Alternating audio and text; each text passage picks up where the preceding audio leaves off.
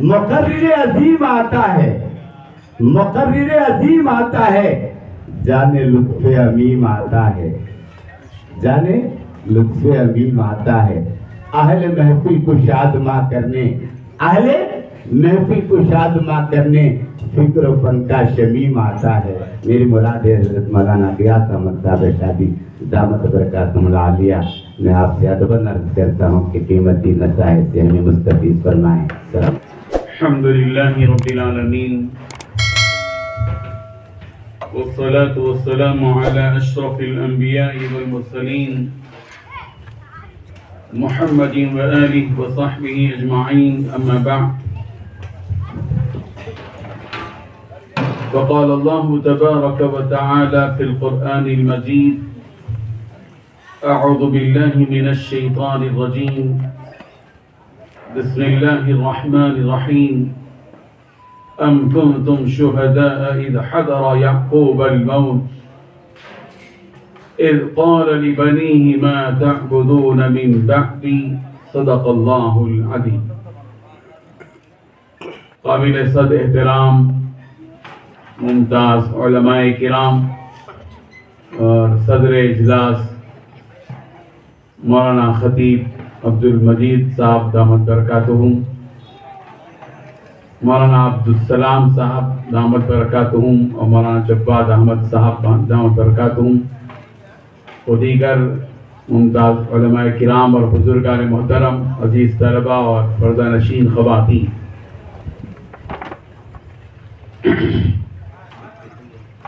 یہ مدرسہ انوار العلوم کا جلسہ دستار بندی ہے، اور اس موقع پر میرے پیشرو مقرر نے حفظ قرآن پر اور قرآن مجید کی عظمت پر اور اہل علم کی فضیلت پر بصیرت افروز خطاب کیا ہے۔ بہت سی اہم ترین باتیں آپ کے سامنے آ چکی ہیں۔ اللہ تبارک و تعالیٰ نے اس انسانیت پر اس وقت بہت بڑا رحم کیا جب آسمان سے زمین کا رشتہ ٹوٹ چکا تھا۔ حضرت عیسیٰ علیہ السلام سے پہلے بہت سے پیغمبر اس دنیا میں آئے، اور اللہ تعالیٰ نے ان نبیوں سے متعلقہ قوموں کی ہدایت کے لیے آسمانی کتابیں بھی اتاری، تورات اتری، انجیل اتری، زبور اتری، صحیفے اترے، اور ان نبیوں نے اپنی اپنی قوموں کی ہدایت کے لیے اور ان کو راہ راست پر لانے کے لیے اور گمراہی سے بچانے کے لیے بڑی محنتیں کی۔ بعض انبیاء کرام نے 1000 برس تک تقریباً محنت۔ حضرت نوح علیہ السلام 950 برس تک سمجھانا کوئی معمولی بات نہیں ہے۔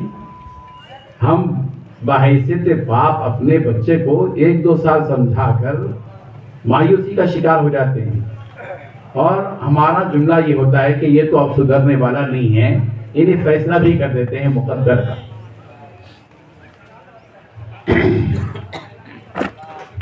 حضرت نوح علیہ السلام نے 950 برس تک لوگوں کو سمجھایا، ہر طرح سمجھایا، قوم نہیں سمجھی۔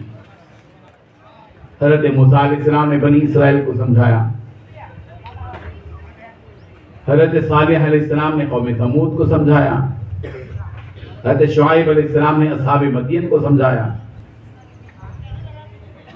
حضرت ہود علیہ السلام نے قوم عاد کو سمجھایا۔ حضرت عیسیٰ علیہ السلام نے وقت کے بادشاہ کو سمجھایا اور اپنی قوم کو سمجھایا، اور سب کا مجموعی پیغام یہی تھا کہ بیٹے کو ایک اللہ کی عبادت کرو اور اللہ کے ساتھ کسی کو شریک مت کرو، اس لیے کہ اس زمین اور آسمان کا حقیقی خالق اور مالک وہی ہے جس کو اللہ ہے۔ حضرت عیسیٰ علیہ السلام کو اللہ تبارک و تعالیٰ نے آسمانوں پر اٹھا لیا، اور اس کے بعد زمین اور آسمان کا رشتہ ختم ہو گیا تھا۔ زمین ایک مادیت ہے اور آسمان ایک روحانیت ہے۔ جب مادیت اور روحانیت کا رشتہ مضبوط رہتا ہے تو انسان ترقی کرتا ہے، نجات پاتا ہے، سلامتی پاتا ہے۔ لیکن اگر زمین کا رشتہ آسمان سے ٹوٹ جاتا ہے تو انسان بکھر جاتا ہے۔ وہی ہوا حضرت عیسیٰ علیہ السلام کے اٹھا لیے جانے کے بعد انبیاء نہیں آئے، کوئی بھی نبی نہیں آیا، برسوں گزر گئے اور انسانیت گمراہی کی طرف لوٹ گئی، شرک ہوتا رہا، بت پرستی کا عروج تھا، اخلاقی اعتبار سے بھی گر گئے، شراب نوشی، ایسی ویسی شراب جو ہم بیوقوف لوگ پیتے ہیں، 2 دن کی 1 دن کی، ایسی شراب نہیں پیتے تھے، وہ بڑی سٹینڈرڈ شراب پیتے تھے، تاریخی شراب۔ ہمارے پاس جو تاریخی عمارتیں ہوتی ہیں ان کے زمانے میں تاریخی شراب ہوتی ہیں، 200 سال پرانی، 300 سال پرانی تاریخ گنواتے تھے جب مجلس ہوتی تھی، اور اس مجلس میں شراب کی تعریف ہوتی تھی جیسے اب علماء کی تعریف ہو رہی ہے، اور شراب بڑے مزے لے کر پیے جاتے تھے۔ قتل و غارت گیری اتنی عام، ہر ایک مارنے پر تلا ہوتا ہے، لڑائی جھگڑے، ہماری جیسی لڑائی نہیں ہوتی تھی۔ ہمارے ہاں لڑائی کیسی ہوتی ہے، ظہر میں 2 صحاب لڑتے ہیں، ظہر کے بعد عصر کے وقت ہوتا ہے تو اتفاق سے دونوں جماعت میں دونوں ایک ساتھ کھڑے ہو جاتے ہیں، سلام پھیرتے ہیں تو دونوں ایک دوسرے کو سلام کر لیتے ہیں۔ ہماری لڑائی تو ایسی ہوتی ہے، مگر اس وقت کی جو لڑائی تھی وہ لڑائی جو ہے گولڈن جوبلی والی لڑائی، سلور جوبلی اور گولڈن جوبلی والی لڑائی، 50 سال تک لڑائی ہوتی تھی۔ اور ہماری طرح لڑائی نہیں، بیٹے میں اس سے لڑا تھا، میرا دل اب صاف ہو گیا، میں اس کو معاف کر دیا، بیٹے چھوڑ دو، ہم کو اب لڑنا نہیں۔ آج کا ایک باپ کہتا ہے، یہ صدقہ ہے نبی رحمت صلی اللہ علیہ وسلم کی تعلیمات کا۔ لیکن اس وقت کی جو لڑائی تھی وہ باپ وراثت میں مال اتنا نہیں دیتا تھا جتنا لڑائی دے کر جاتا تھا، بول کر جاتا تھا مرتے وقت، میں نے اپنی زندگی میں میرے اس دشمن سے جتنا انتقام لینا تھا ابھی نہیں لیا، میرا دل مطمئن نہیں ہوا ہے، اور مجھے جتنا لڑنا چاہیے تھا میں لڑ نہیں پایا ہوں، بیٹے اس نصیحت کو یاد کرو کہ میرے جانے کے بعد اس سے اپنی لڑائی کو باقی رکھنا۔ وراثت میں لڑائیاں دے کر جاتے تھے۔ بے حیائی کا معاملہ ایسا، سینہ عام تھا۔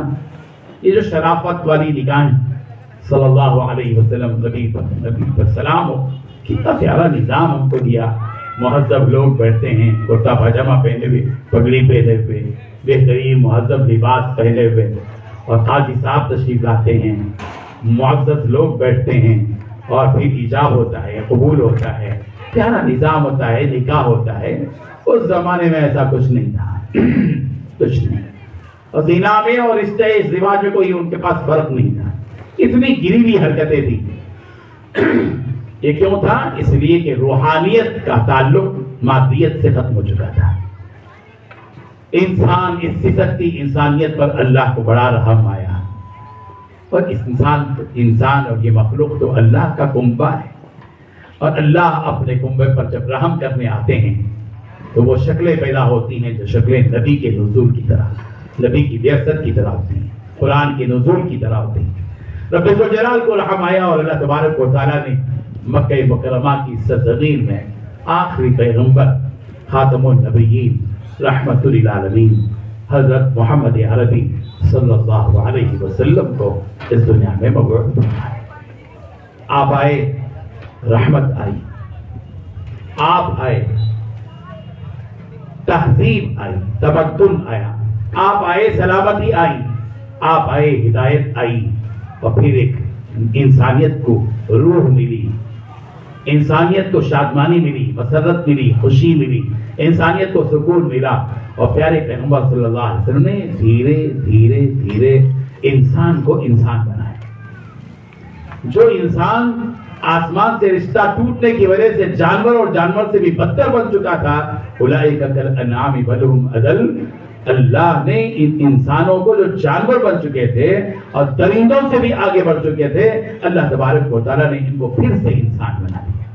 اور یہ انسانی شکلیں جو یہاں ملک عرب سے 1500 میل تقریباً ہوگا آپ کا یہ گاؤں پورلا محلہ کیا ہے اور مابندہ یہ علاقہ، اور اس 1500 کلومیٹر دور 1500 سال کے بعد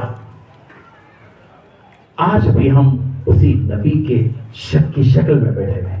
اللہ، یہ نورانی چہرے، یہ لباس، یہ ذوق، دین سے یہ نسبت اور دین کا یہ رشتہ لے کر یہ بیٹھے ہیں ہم مرد، اور حیا کے ساتھ یہ جو عورتیں الگ بیٹھی ہیں. اللہ اکبر، یہ نبی کا صدقہ ہے، نبی کی تعلیمات ہیں. محمد عربی صلی اللہ علیہ وسلم نے ہم پر بڑا احسان کیا، اور پیارے پیغمبر صلی اللہ علیہ وسلم نے 40 سال تک جو زندگی گزاری مکہ مکرمہ میں گزاری، اور آپ علیہ الصلوۃ والتسلیم نے اخلاق کا پیغام دیا اور لوگوں کے ساتھ ہمدردی کی. لوگوں کا دل جیتا نبی نے، لوگوں کا دل جیتا.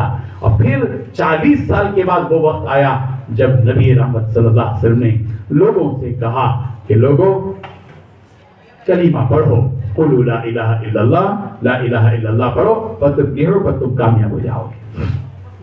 اللہ تبارک و تعالیٰ نے آسمان سے ایک آفاقی کتاب، ایک مقدس کتاب، ایک نورانی کتاب، ایک روحانی کتاب، ایک عظمت والی کتاب، ہدایت والی کتاب، رحمت والی کتاب، خوشخبریاں دینے والی کتاب، بروں کو ڈرانے والی، اچھوں کو جگانے والی، ان کو خوشخبریاں دینے والی، نیک لوگوں کو حوصلہ بخشنے والی، وعدے اور وعیدیں لے کر وہ کتاب آسمان سے اتری، اور اللہ نے قلب نبی پر اس کتاب کو جبرائیل امین کے ذریعے سے اتارا. یہ کتاب کیا ہے؟ یہ قرآن مجید، یہ انوار العلوم شہر سے کے ایک کونے میں کنارے میں ہمارے مولانا خطیب عبد المجید صاحب نے اس کو نظم میں پیش کیا.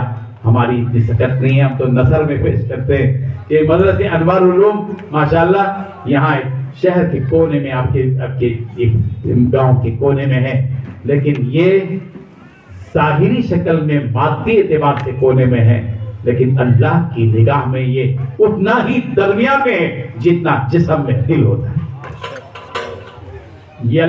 یہ مدرسے جن کو لوگ سمجھتے ہیں یہ مدرسہ ہے، یہ مدرسے ہے، یہ کون ہے؟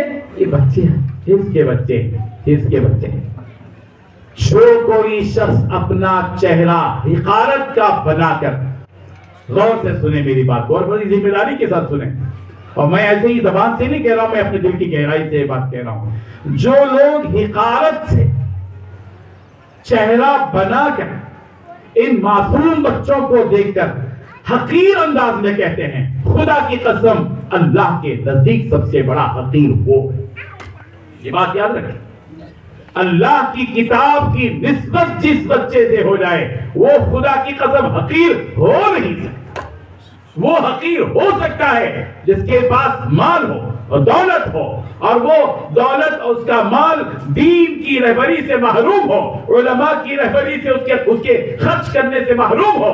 وہ مال اس کے لیے وبال بن سکتا ہے. مال کمال نہیں ہے، مال ملنا کمال نہیں ہے، مال کا صحیح استعمال کمال ہے.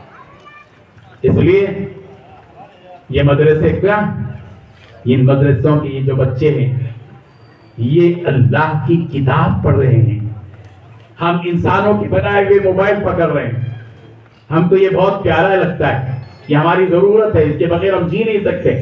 یہ ہماری سانس سے بھی زیادہ ہمیں بہت بڑا محبوب بن گیا ہے. ہم واٹس ایپ دیکھیں گے، گوگل پر جو ہے جائیں گے، اور جو ہے نا یوٹیوب ہمیں پسند ہے، واٹس ایپ ہمیں پسند ہے، ٹویٹر ہمیں پسند ہے، فیس بک ہمیں پسند ہے، انسٹاگرام ہمیں پسند ہے. ساری چیزیں ہمیں بڑی محبوب اور پسندیدہ ہے. اس کے بغیر ہم 2 منٹ نہیں رہ سکتے. لیکن اللہ کی کتاب کے بغیر برسوں رہ سکتے ہیں، نو پرابلم، بڑی آسان ہے. لیکن یاد رکھیے اللہ کے نبی صلی اللہ علیہ وسلم ہم سب کی شکایت کرنے کا، میری بھی اور آپ کی. کیوں شکایت کریں گے؟ وقال الرسول یا ربی ان قوم اتخذوا هذا القرآن مهجورا. اے میرے پروردگار، میری اس قوم نے اس قرآن کو چھوڑ دیا تھا. بعض مفسرین کہتے ہیں کہ سرکار نے مکے کے مشرکین کے بارے میں دنیا ہی میں کہا، اور بعض مفسرین کہتے ہیں کہ قیامت کے دن اللہ کے نبی شکایت کریں گے اس قوم کی. ہم تو بہت نبی سے بڑی محبت رکھتے ہیں ماشاءاللہ، اور ہونا بھی چاہیے. اور محبت صرف زبانی اللہ کو پسند نہیں ہے. محبت عملی ہو، محبت میں عمل داخل ہو، محبت میں عمل شامل ہو. اگر ہم زبان سے قرآن کو صرف چھومنے کے لیے رکھ جائیں، اگر ہم قرآن مجید کو صرف جہیز دینے کے لیے استعمال کریں، اگر ہم اس قرآن مجید کو صرف لڑائی جھگڑے کے موقع پر قسم کھانے کے لیے استعمال کریں، اگر اس قرآن مجید کو ایک شو پیس کی طرح ہم اپنے گھر کی ایک جگہ پر رکھ دیں اور طاق پر رکھ دیں، خدا کی قسم یہ قرآن ہم سے ناراض ہے. اور جس گھر میں اس کے گھر میں رکھا ہوا قرآن اس سے ناراض ہو، وہ برکتوں سے محروم کرے، رحمتوں سے محروم کرے. پروردگار نے جس کتاب کو ہماری زندگی کا دستور بنایا ہے، اس کتاب کے بارے میں آج ہم کو اس مجلس میں اس بات کا حق کرنا پڑے گا کہ ہم اس کتاب کے بغیر مولا زندہ نہیں رکھ سکتے.